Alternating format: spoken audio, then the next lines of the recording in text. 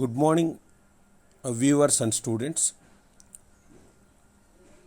Today we are going to share Keynesian theory of employment.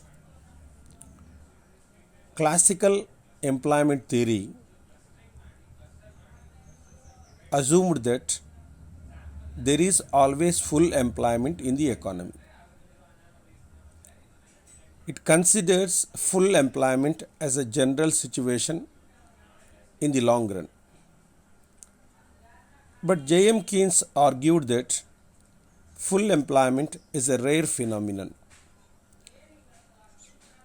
Rare phenomenon means it is a very difficult to find in the economy. And it is a special case in the long run. It is possibility to find this kind of employment in the long run. He stated his employment theory in his famous book, The General Theory of Employment, Interest and Money, published in 1936. His theory is known as the Keynesian theory or a general theory of employment. According to Keynes' theory, the level of employment is determined by the two factors. One is aggregate supply, second is aggregate demand. The economy attains equilibrium when aggregate demand equals to aggregate supply. The point where the aggregate demand equals aggregate supply is called effective demand. Now we are going to discuss what is aggregate supply. Aggregate means total. Aggregate supply refers to the total supply of a commodities produced by all the entrepreneurs at a particular level of employment in an economy. The level of aggregate supply depends on the level of employment. Entrepreneurs use land, labor, capital to produce commodities. Aggregate supply price is also called as aggregate supply. Refers to the minimum total income that the entrepreneurs must receive, because they must receive some amount. So they spend lot of amount in the production process.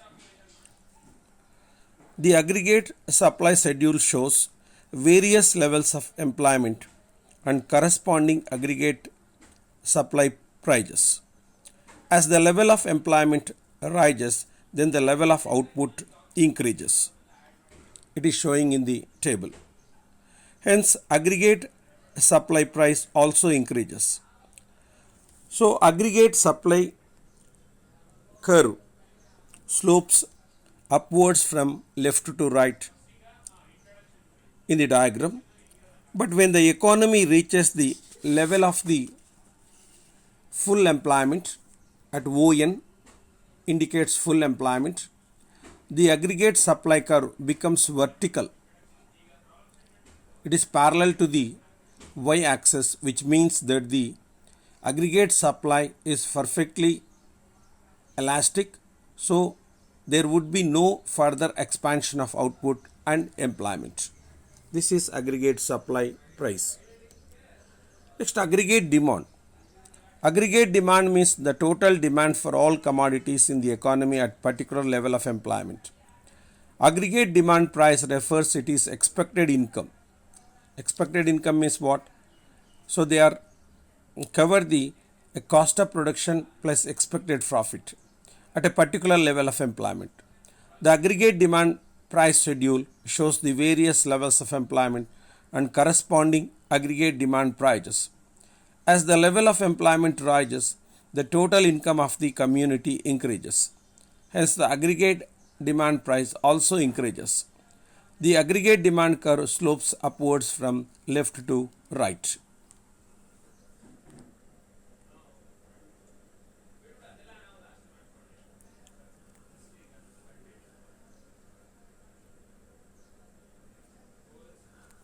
Next, so in the above table, the aggregate supply price, aggregate demand price at different levels of employment. Each level of aggregate demand cannot be called effective demand. When the level of employment is 14 lakhs workers,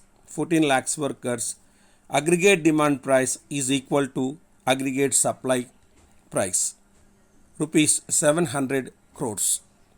At 700 crores, both are equal. So effective demand in the above the table is 700 crores. So on the basis of table, we construct a diagram. The concept of effective demand can be explained with the help of a diagram in the above diagram. So in the above diagram, employment is taken on the OX axis, aggregate supply price, aggregate demand price taken on the OY axis. The aggregate demand price curve AD1, the aggregate supply price curve AS intersect at the point of equilibrium E1. It shows the equilibrium point.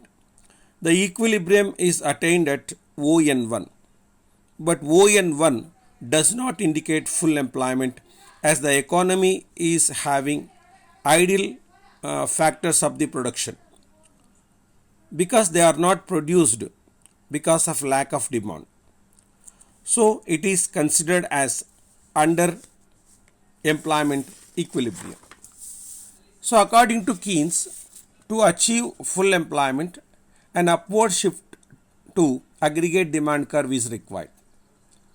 So it has to rise aggregate demand.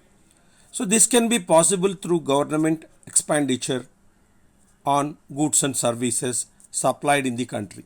So the government should interfere many developmental activities. Whenever private entrepreneurs may not show interest to invest, for this the AD1 curve has shifted to AD2. At the time AD1 C plus I and AD2 is C plus I plus G. C stands for consumption, I stands for investment, G stands for government expenditure. At a new point of effective demand E2, the economy reaches full employment, which is ONF, full employment at ONF, full employment. Beyond E2, further rise in the AD3. Suppose there is a further rise in the demand, AD3 leads to inflation. Why?